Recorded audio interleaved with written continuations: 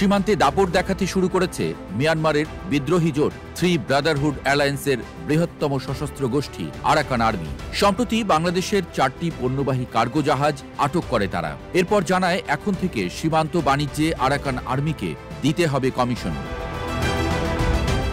সীমান্তে মিয়ানমারের প্রায় 270 কিলোমিটার এলাকা দখলে নিয়েছে আরাকান আর্মি। রাখাইনের নিয়ন্ত্রণ নেওয়ার পর থেকে নাফ নদীতে মিয়ানমার অংশে নৌ চলাচলে নিষেধাজ্ঞা জারি করে সশস্ত্র বিদ্রোহীরা, যার প্রভাব পড়েছে টেকনাফ কেন্দ্রিক সীমান্ত বাণিজ্যেও। জানা গেছে জানুয়ারির এখন পর্যন্ত মিয়ানমার থেকে কোনো পণ্যবাহী জাহাজ টেকনাফ বন্দরে নোঙর করেনি। উল্টো বাংলাদেশে আসার পথে 4 কার্গো জাহাজ আটকে দিয়েছে আরাকান আর্মি।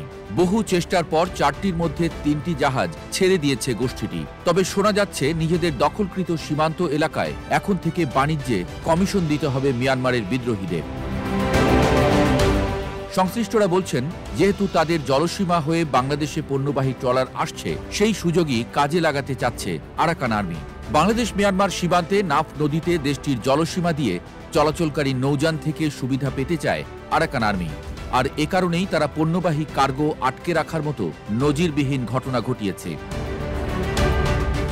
বন্দর কর্তৃপক্ষ গণমাধ্যমকে জানিয়েছে, আরাকান আর্মি পণ্যবাহী 4টি কার্গো আটক করার পর থেকে বেশ ভয়ে আছেন ব্যবসায়ীরা। কারণ জাহাজগুলোতে কোটি কোটি টাকার পণ্য থাকে, সেখান থেকে আরাকান আর্মি কমিশন চাইলে চিন্তার বিষয়। মিয়ানমারে সংঘাতের কারণে আগে থেকেই অনেক কম পণ্য আসছিল।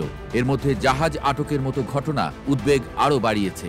এই সমস্যা সমাধানে সরকারের এগিয়ে আসা উচিত, অন্যথায় টেকনাফ থেকে মুখ ফিরিয়ে নিতে পারেন ব্যবসায়ীরা।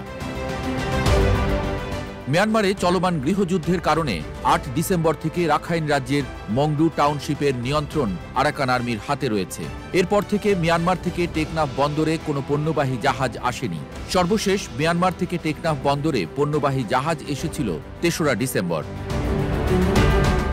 মিয়ানমার থেকে বাংলাদেশে সাধারণত বিভিন্ন ধরনের কাঠ, হিমায়িত মাছ, শুকনা সুপারি, পেঁয়াজ, আদা, শুটকি, নারকেল, আচার প্রভৃতি পণ্য আমদানি হয়। বাংলাদেশ থেকে মিয়ানমারে যায় আলু, প্লাস্টিক পণ্য, সিমেন্ট, তৈরি পোশাক, বিস্কুট, চানাচুর, চিপস ও কোমল পানীয়। এর বেশিরভাগই আসে ইয়াঙ্গুন থেকে। এ শহর থেকে আসার পথে নাফ নদীতে রাখাইন রাজ্যের সীমান্ত হয়ে আসতে হয়। সম্প্রতি যেসব বোট বা কার্গো বন্দরে আসছে, তাদের আরাকান আর্মির ছাড়পত্র নিয়ে আসতে হচ্ছে। এর পরিপ্রেক্ষিতেই 4টি পণ্যবাহী কার্গো আটকের ঘটনা ঘটায় আরাকান আর্মি।